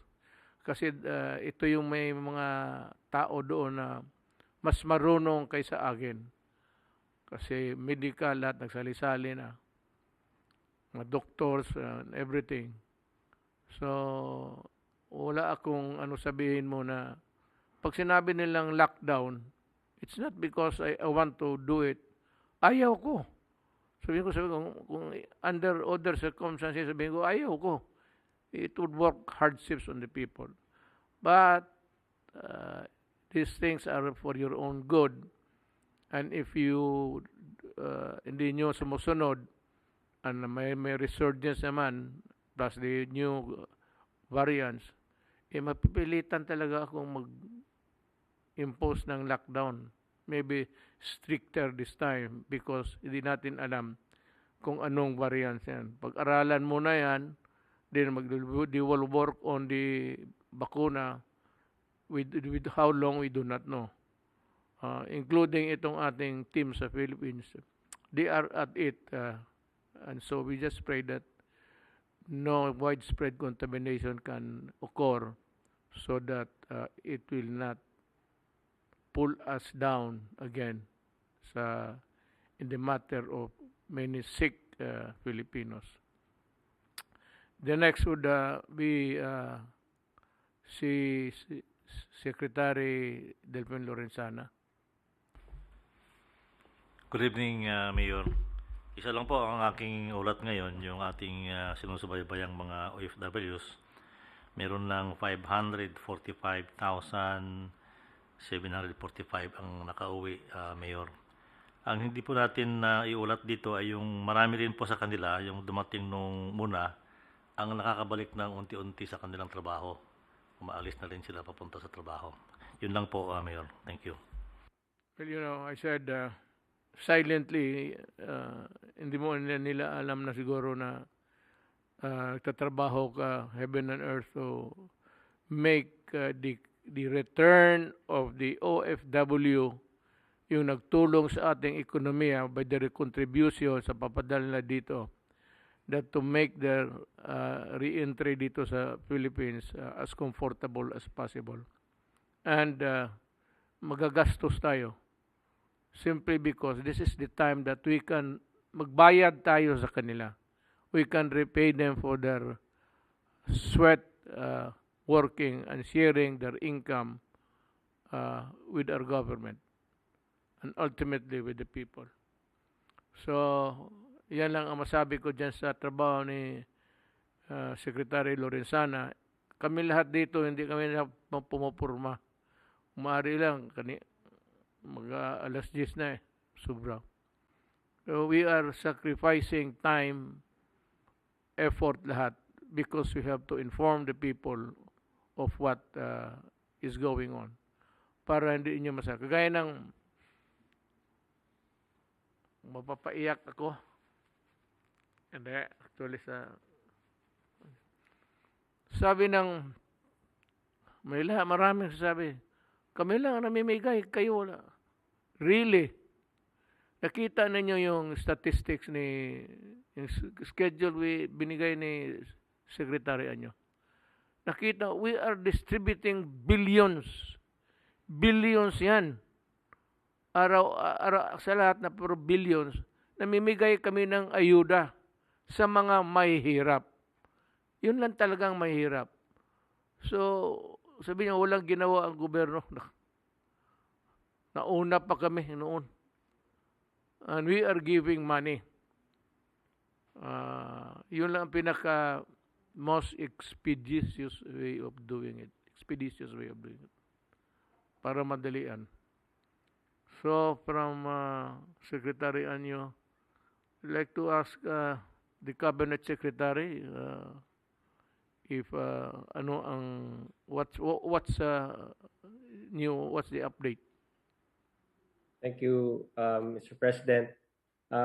Kasama dito sa laban natin against COVID-19 yung laban against hunger, no, sa kagutuman. So, programa ng Task Force Zero Hunger, meron po tayong slides kung pwede ma-share po. Ito po yung executive order na pinirmahan niyo po, Executive Order number 101, pinirma nung January 10, 2020 para buuin yung Task Force Zero Hunger. Bago pa man dumating yung COVID sa bansa, nakita na po natin na kailangan natin agapan at hanapan ng solusyon ng problema ng kagutuman. Kasama rin po dito yung pag-coordinate ng whole of government approach against hunger at pag-monitor at evaluate ng progress ng ating ng inyong pamahalaan against hunger. Pero ang pinaka number one na target po natin ay gumawa ng National Food Policy. Ito po yung pinaka game plan natin para paano natin maabot ang zero hunger by 2030 alinsunod sa ating Sustainable Development Goal commitment sa United Nations na zero hunger by 2030. So ito pong National Food Policy, ito po yung pinaka-action plan at game plan po natin. Nagkaroon po tayo ng soft launching ito. Next slide. Last October 16 in celebration of World Food Day, no? Kasama natin si Secretary William Darpu dyan. At pagkatapos natin na launch ito, ay nagkaroon po ng response ang private sector, private companies, NGOs, civil society, private sector partners, na sila rin po ay sasama dito sa atin kontra gutom. At kami po ay nagpapasalamat sa lahat ng mga non-government, no, stakeholders natin. Kabahagi po yan yung consultation natin sa lahat ng mga stakeholders para maisapinal na po natin ang ating National Food Policy. Kaya nung January 11 of this year po, next slide, nagkaroon na rin po tayo ng launching nitong final document ng ating National Food Policy. Siguro banggitin ko lang, Mr. President, yung ano pa yung mga nagawa na natin in a span of 1 year. Next slide. Ang isa sa banner program po ng Task Force Zero Hunger po ninyo ay yung Enhanced Partnership Against Hunger and Poverty. Ibig lang po sabihin nito, Mr. President, tinutulungan natin yung ating mga magsasaka na mabili yung kanilang ani. So gobyerno na po, gumawa po tayo ng paraan ang gobyerno bibili ng kanilang ani para matulungan natin sila at masuportahan natin ang ating mga feeding programs. So sa pamamagitan po nito, naka-assist po tayo ng mga agrarian reform beneficiaries natin with the help of DAR na maibili po natin ang kanilang mga produkto. So much so na nakapagbigay tayo ng negosyo sa mga malilit na mga magsasaka, mga agrarian reform beneficiaries natin to the tune of 148 million pesos. 863,818 pesos ang naibili natin sa kanila. So malaking tulong ito para sa kanilang kabuhayan. Ganon din po sa Department of Agriculture, natulungan din po yung farmer suppliers nila pag-link up sa mga private and institutional buyers. So 72,308,759 pesos worth of sales. And then sa kadiwa ni Ani at Kita ng Department of Agriculture, 6.89 billion worth of sales naman po. Sa pag-connect natin ng mga farmer suppliers, 18,034 farmer suppliers and cooperatives sa 1.773 million households. Sa DSWD naman po, to support their supplementary feeding program, bumibili rin po sila ng mga produkto sa mga Sustainable Livelihood Program beneficiaries to the tune of 1.5 million pesos. At yung Land Bank of the Philippines to support this program po ay nag-extend ng 2 billion pesos worth of loans para sa mga farmers na kabahagi po dito sa EPAP na program na ito, Mr. President. Ilang slides na lang po. Ito yung nabanggit ko na the last report ko po sa inyo, Mr. President, yung pinakabagong feeding program natin ng ating target po dito yung mga pregnant women in the priority areas. So nabanggit ko nga po, Mr. President, na ang priority areas natin would be for phase 1 is Camarines Sur, Negros Occidental and Negros Oriental, Cebu City, Siquijor, Zamboanga del Norte, Zamboanga del Sur, Bukidnon at NCR. So ang target po natin dito yung mga nutritionally at-risk pregnant women. Ang mag-implement po nito is ang National Nutrition Council. Next slide. And then also part of phase 1 is Cagayan, Isabela, Rizal, Albay, and Catanduanes. Again, for pregnant women naman ito in emergency areas. Next slide. Then on phase 2, Mr. President, dito naman po tayo sa mga batang mga musmos under 2 years old na mga nutritionally at risk din, mga stunted and wasted children. Ang areas to be covered natin dito is Pangasinan, Apayao, Sorsogon, Bukidnon, North Cotabato, South Cotabato, Cotabato City, Marinduque, Occidental Mindoro, at Sultan Kudarat. Then the next phase, next slide, would be phase 3, mga kabataan na naman po ito. So mas malawak na areas naman po ang ating i-cover po dyan. Next slide. And then phase 4, a bigger budget naman po. And again, priority areas naman po to be identified. Next slide. This slide just basically shows, Mr. President, na patuloy pa rin yung ating supplementary feeding program ng DSWD at yung DepEd school-based feeding program natin. Kahit walang face-to-face classes, ay pinagpatuloy pa rin po natin ang ating feeding programs for school children who are wasted, pati mga undernourished na mga daycare center children po natin. Next slide. At i-report ko lang po yung achievement or accomplishment ng DOST FNRI. Naibalik na po natin yung Nutriban. Yung Nutriban ng dekada 70, naibalik na po natin ngayon, especially during this pandemic, napaka-importante. Enhanced Nutriban naman po. So we've had the squash variant, kung tawagin. Ito yung original na e-Nutriban or Enhanced Nutriban natin. At ang pinakabagong produkto natin ng Nutriban, yung carrot naman po. Carrot variant. And DOST FNRI is also coming up with a new variety or variant, sweet potato naman po, or kamote. Or sweet potato ang gagamitin naman po for the next variant. And we have 79 licensed technology adopters who are helping us produce itong enhanced NutriPan. Next slide. And huli na lang po, Mr. President, again, this is something we're working with the World Bank. Ang proposal po natin, this is the Philippine Multi-Sectoral Nutrition Project. Ang pinaka-target natin dito, Mr. President, yung 235 municipalities comprised of 5,936 barangays kung saan napakataas po ang bilang ng mga stunted and wasted children at mataas yung bilang ng mga nutritionally at-risk pregnant women. So sa pamamagitan ng programang ito, mabibigyan natin sila ng feeding program, micronutrient supplementation, at livelihood po para sa mga communities, mga impoverished communities yan. These are the top 235 municipalities na mataas ang bilang ng malnutrition. Yan lang po ang para sa report ko po sa inyo, Mr. President, sa larangan ng ating mga ginagawa ng inyong pamahalaan kontra gutom. Thank you, Secretary Bendigo. Gusto ko lang i-announce that this has reference with the African swine. Yung culling ng culling is yung pinapatay mo yung para hindi mag-spread. It's called culling. Hindi ko alam anong Tagalog niyan.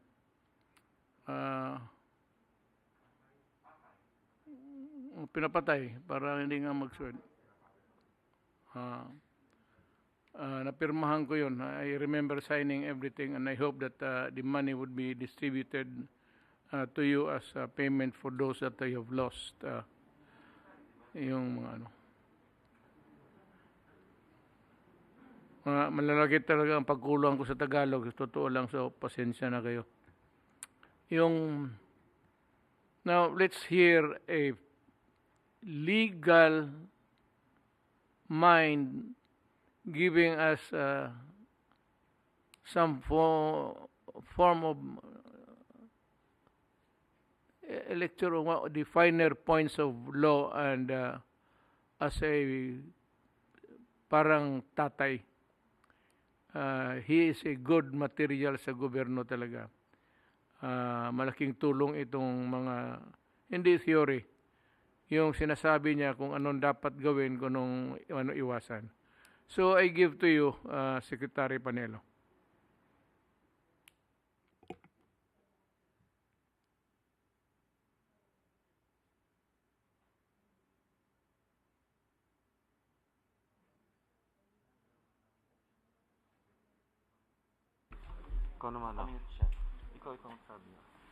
Secretary Panelo, you're on mute. Okay na? Can you hear me? Yes, we can hear you now, sir. Thank you. Go ahead, sir. As I was saying, Mr. President, yung pong mga pahayag ng dating Senador Ponce Enrile ay batay sa praktikal na mga kadahilanan kung bakit ang inyo pong patakarang panglabas o foreign policy ay naaayon sa interes ng ating bansa. Unang-una, yung pong pinag-aawayang teritoryo talagang hindi magkakasunduan yan sapagkat sa isang panig, ang China ay talagang inaangkin ng kanila. Ang kanilang batayan ay sila ang nakatuklas niyan noong mga kaninu-ninuan pa nila. Tayo naman po, ang ating batayan naman ay sa UNCLOS o ang batas na gumuguhit sa relasyon ng mga bansa kaugnay sa mga ari-arian at sa dagat na napapaloob dito. So, kung hindi kayo magkakasundo at ang solusyon lamang ay kung papakinggan natin ang mga kritiko, masyado tayong magiging agresibo at ito ay hahantong sa mainit hanggang sa ito'y maging madugong labanan, ito po'y labag sa interes ng pambansang sambayanang Pilipino. Sapagkat kung ito po ay pumutok sa isang digmaan, alam naman po natin na ito hindi lang sa ordinaryong conventional warfare na tinatawag. sapagkat ito ay hahantong doon sa tinatawag na digmaang nuklear kung saan, gaya nga ng tamang inyong pag-aanalisa, tayong lahat ay mabubura dito sa planeta. Doon po sa katanungan, ito ay kaugnay po doon sa bakit kaya ang Amerikano ay nag-broker? Sino ang nagyaya sa kanila? Sinong nag-alok? Sinong nakiusap? O sila ba'y nagboluntaryo? Sa tingin ko po, regardless of kung sino po ang nag-initiate, sa aking pananaw, ito pong mga Amerikano, talagang dahil nagkaroon po ng standoff, di po ba? Ibig sabihin, pwedeng magkabanatan. Hindi po sila papayag na magkaroon ng gano'n sapagkat siguro hindi dahil sa ayaw nila tayong tulungan o kaya naman hindi dahil sa takot sila sa China. Sa tingin ko po, takot sila na ito'y magmitya ng isang nuclear war. Kaya mulat sa poll palagi kong sinasabi sa counterpoint sa programa, parang nagigirian lamang yan. At talagang wala isa man sa kanila nasusuong dyan sapagat ang lahat ng mga partisipante dyan, siya ang matatalo. Walang panalo dyan. Now, doon po sa inyong pamamaraan ng paghawak ng foreign policy, pinipilit po nila na kayo'y maging agresibo. Gaya na nga ng sinabi, hindi po pwede. At tama po yung ginawa niyo, Pangulong Duterte, na sapagkat hindi kayo magkakasundo, at talaga namang hindi magkakasundo dahil talagang hindi papayag. Para sa kanila, sa atin naman, atin yan. Kaya nga, di ba dumating na nga yung kapirasong papel na ginagamit ng mga kalaban. As far as we're concerned, kapirasong papel lang sa amin sa China yon. At talaga hindi sila papayag. Ngayon, dahil nga hindi kayo magkakasundo sa panig ng West Philippine Sea, South China Sea, whatever name you call that area, natural lamang po na hahanap kayo ng mga ibang panig na pwede kayong magkasundo. Kaya nga matagal ko na po sinasabi na isang matalinong presidente ang nakaupo dyan sapagkat sa halip na ipagpilitan ng isang panalo na hindi naman may papatupad ng bansang ito dahil sa kakulangan ng armas at hindi rin may papatupad ng United Nations dahil wala naman itong sariling pribadong army, kailangan hahanapan ng ibang panig na maaaring magkakasundo. At ito na nga ang ginawa ninyo, magkakasundo kayo sa pagbabahagi ng mga intelligence reports kaugnay sa mga drugs, illegal na droga, pagdating sa intelihensya laban sa mga pirata, laban sa mga terorista, magkakasundo kayo doon, mag-share kayo doon. Sa panig naman po ng kalakalan, definitely magkakasundo kayo doon sapagkat kailangan nila ang produkto natin at kailangan din naman natin ang produkto nila. So merong trade relations. Magkakasundo rin po kayo pagdating naman sa palitan ng cultural. Yung mga estudyante natin pwedeng pumunta ron, ang mga estudyante naman nila pwede rin dito, palitan. Ganon din po sa teknolohiya. Alam naman po natin na ang China ngayon, tulad ng Hapon at ng iba pang Estados Unidos, talagang mataas ang teknolohiya nila. Kaya pwede tayo na humingi sa kanila ng mga teknolohiya nila, i-train yung mga tao natin sa parte ng construction or whatever aspect pa. At tayo'y makikinabang. Madalit sabi ko, maraming pwede tayong pagkasunduan at isa lang naman ang hindi pinagkakasunduan. Kaya tama po yung paraan na mag-usap tayo. Pero habang nag-uusap tayo dyan, dito naman tayo sa mga ilan. O halimbawa, isa pa, hindi ko napanggit. Marami silang pera. Baka naman pwede tayong pautangin. Hindi po ba? O kaya magagamit din natin. Kaya yung sinasabi ni Juan Ponce Enrile na tama ang inyong pamamaraan, talaga naman pong bata yon sa pambansang interes at sa mga practical na kadahilanan. Tama rin po yung payo niya na huwag mo nang pansinin yung mga kritikong yan sapagkat bilang presidente ng bansa, ikaw ay accountable lamang sa sambayan ng Pilipino. Sapagkat ang saligang batas ay nagbibigay po sa inyo ng kapangyarihan na kayo ang magbigay ng patakarang panlabas o foreign policy. Walang iba. Hindi yung mga kritiko at hindi ng kung sino pang Poncio Pilato. Kaya hayaan nyo na lang sila. Pangalawa, ito naman ang masasabi ko niyan. Pangalawa, alam nyo, Pangulong Duterte, kahit na anong sabihin nyo, binabaluktot po nila eh. Binabaluktot nila. O gaya, halimbawa, ito pong si dating Justice Carpio, nagpetition siya. At sabi niya, kailangan si Presidente Duterte iurong yung mga sinabi niya sapagkat ito'y labag sa interes. Pero nung tiningnan ko, yung mga pinapaurong niya sa inyo, walang batayan. Sabi niya, kailangan sabihin niya na yung sinabi niyo isang kapirasong papel, iurong niyo daw doon. Hindi niya ho naiintindihan.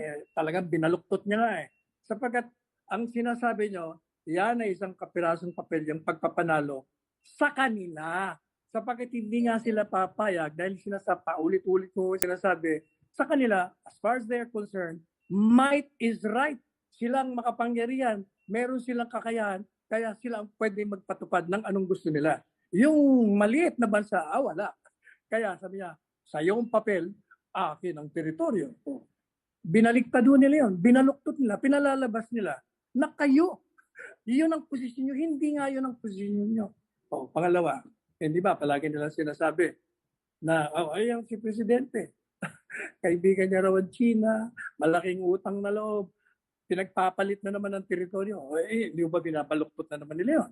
Sapagat humihinto na lang po sila doon sa sinabi nyo. Kinakalimutan nila na meron kayong mga sinunod na sinabi at sabi nyo, there are things in life that cannot be compromised. Klarong-klaro naman po yun eh. Na may mga bagay-bagay na pwede natin pagkasunduan. Pero isang bagay na hindi po pwede, ay yan ang kasarinlan. Yan ang sovereignty tinatawag. Talagang hindi nyo iurong yan. Pangalawa, hindi po ba yung jet ski? Pinagpipilitan nila na ito ay bakit daw kayo nagbiro? Dapat daw hindi kayo nagbiro nung kayo kandidato because it will bind the Philippines. Sabi ko nga po sa programang Counterpoint, excuse me, paano niya ibabind? Kandidato pa lang siya noon eh. Paano ibabind? Hindi pa naman siya presidente. And even assuming that it will bind, pag ang kalakaran ay naririyan at ang isang posisyon ay dapat mong ilatag batay dun sa kalakaran na yon, okay yon. Pero kung mabago ang kalakaran, ay kailangan baguhin mo ang posisyon. Dahil kung hindi, mukha ka namang sira doon. Kung mananatili ang iyong posisyon sa harap ng pagbabago ng mga kalakaran. Puntahan po natin. Sabi nila, joke pala. Bakit niya sinabi yan? Ang problema sa kanila. Kayo, Pangulong Duterte, matagal ko na po kayong kilala. Nakikita ko na yung estilo nyo. Nagbibigay kayo ng mga biro, pero may mensahe kayo. Bakit? Unang-una, bakit biro? Bakit joke? Gaya nga ng sinabi nyo, Sus Maria Josep naman, alam naman natin, naubod ng layon ng Scarborough Shoal, 150 nautical miles. Hindi ka pa nakakarating sa kalagitnaan, mawawalan ka na ng gasolina. Pagkatapos, sabi nga sa inyo ng Navy, yung alon kasing laki ng barko, Diyos ko, wala na. Pangatlo, hindi pala kayo marunong lumangoy. So, bakit yung sinabi yun? Bakit? Kasi nga, yung po ang tinatawag na dramatikong pagpapayag. Yun ang tinatawag sa Ingles na hyperbole. Anong ibig sabihin? Pinapakita nyo na kahit na imposible gagawin ninyo upang ipagtanggol ninyo ang kasarinlan ng bansang ito. Yun ang ibig sabihin, no? Pero, binabago nila. Kaya, tama yung sinasabi ni Senador Nila, huwag mo na lang pansinin yan, Pangulo, sapagkat ikaw naman accountable naman sa tao. Hindi lamang yan. Hindi lamang sa kayo accountable. Kung hindi, lahat ng payag po ninyo, binabaluktot nila. Tingnan nyo, hindi ba nagsalita kayo ng Biyernes? Inulit nyo na nagbabala pa kayo. Yung dalawang barkong yan, dyan, hindi ko iuurong yan kahit na isang pulgada. Anong sabi na naman ng mga kritiko? Tingnan mo yan. Palibhasa kasi na correct siya, na pulaan siya. May bago na naman siyang sinasabi. Ano pa pong bago doon? Dati na niya nga, yan nga po ang posisyon nyo. Kumbaga, kwentas klaras, inulit nyo lang. Dahil itong mga ito, binabaluktot ang mga sinasabi nyo. Kaya, para sa akin po, tama po yung mungkahi. Huwag nyo nang patulan, hayaan nyo na nga. Sa totoo lang, sa akin pong ang programa, hindi ko na nga ginangalanan yung mga yan. Kasi napapansin ko, parang gusto lang nila na magpahayag. Hindi lang para maging politically relevant, kundi para makita nila yung mga pangalan nila sa dyaryo, mabanggit sa mga balita. Bakit kanyo? Kasi eleksyon na, tatakbo, kailangan ng awareness, kailangan mapag-usapan ka, tama o mali, basta mapag-usapan, nandiyan ang pangalan mo, okay sa kanila. Kaya tama po yan. Tayo, hayaan nyo na sila.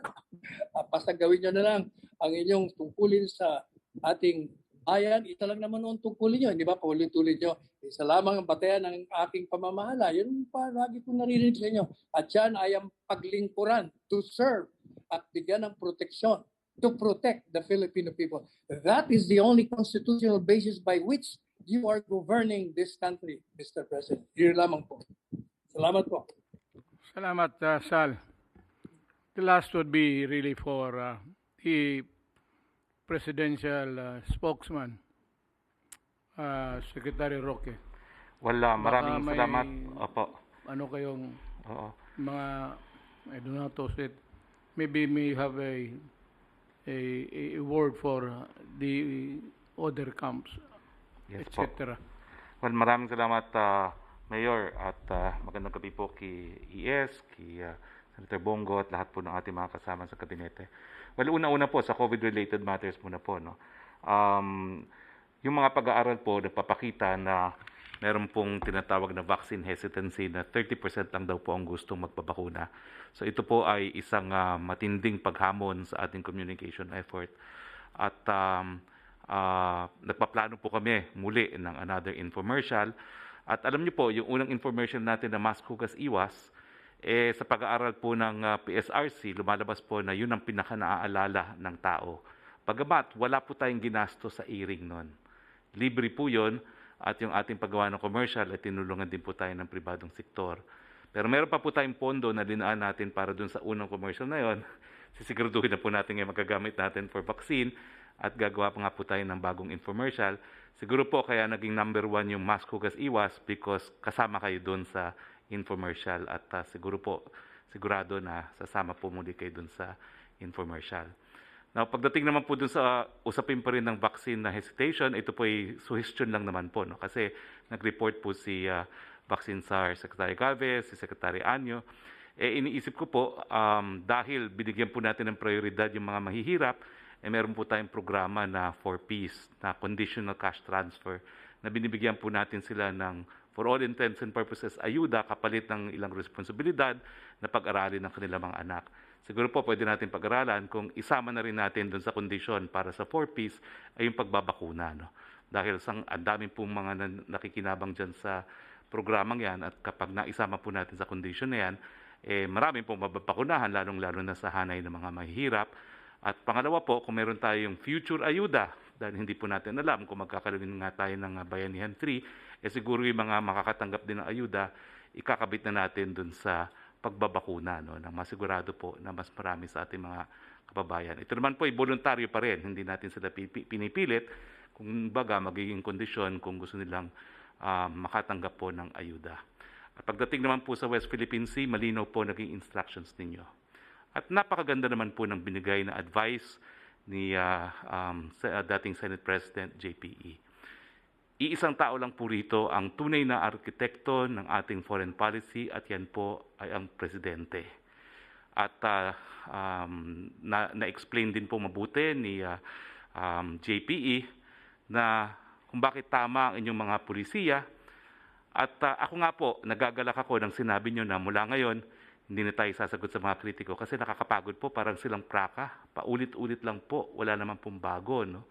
So nagagalak po ako dun sa ating desisyon na hahayaan na natin ang mga kritiko, hahayaan natin ang kasaysayan na maghusga kung tama o mali ang naging ating pulisiya, matapos din po nating in-explain na rin sa taong bayan kung bakit ang pulisiya naman po ay dahilan kung bakit patuloy po ang kapayapaan dito sa ating bayan at kung bakit yung ating relasyon sa China ay nagbunga rin sa maraming mga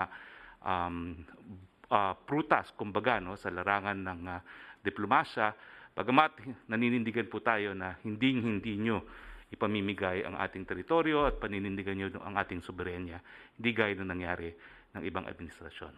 So yun lang po, Mr. President. I understand po na meron po tayong isang final statement na babasahin ko po bukas po sa press briefing, and I will comply po with your instructions.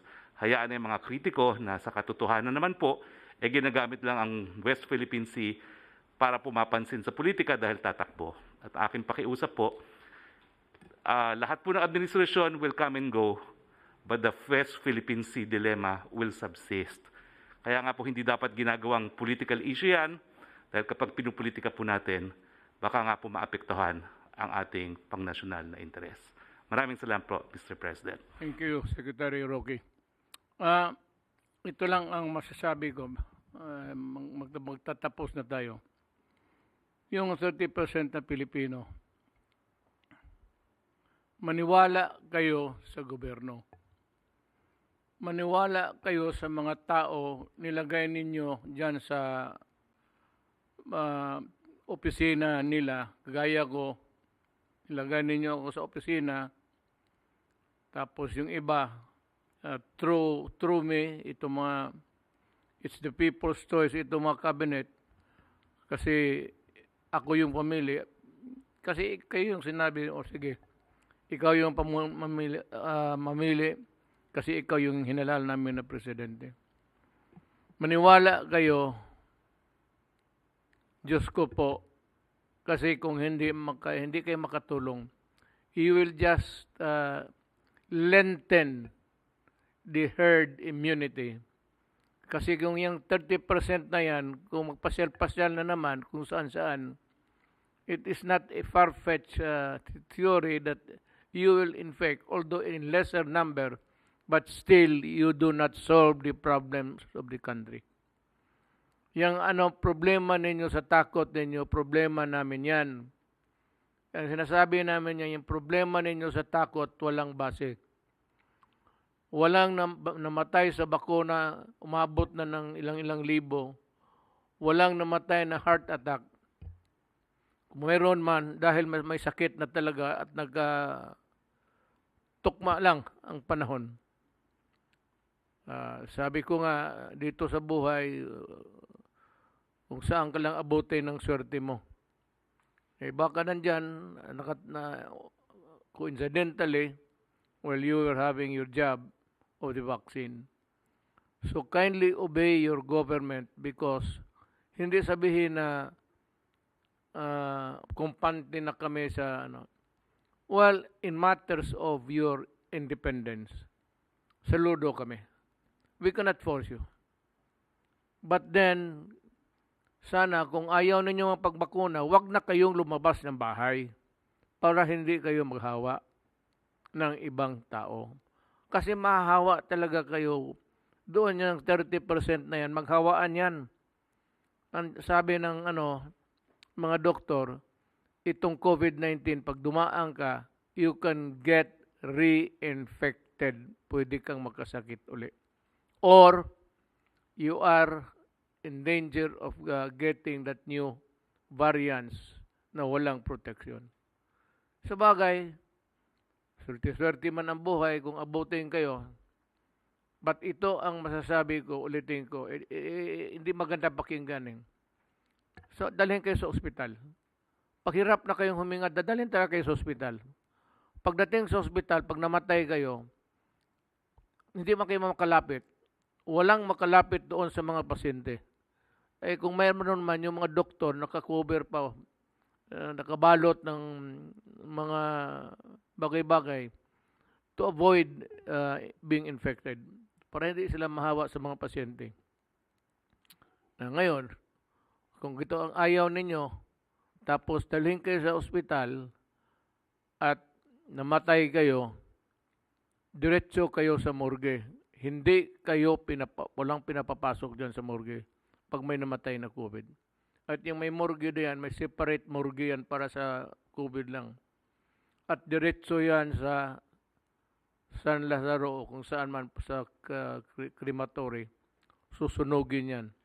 Hindi mo lang mahalikan o hindi mo lang maiyakap kasi bawal na diyan papasok ang kalupit ng gobyerno. Diyan mo ma-realize na masakit ang ginawa ng gobyerno sa amin. Ganito, namatay. Hindi man sila makalapit, hindi sila makasabi goodbye, hindi nga nila mahawakan kasi diretso na yan sa morgue tapos sa crematorium. Ang tatanggapin ninyo, the ashes, yung abo. Kung gusto nyo mangyari yan, okay. Walang problema.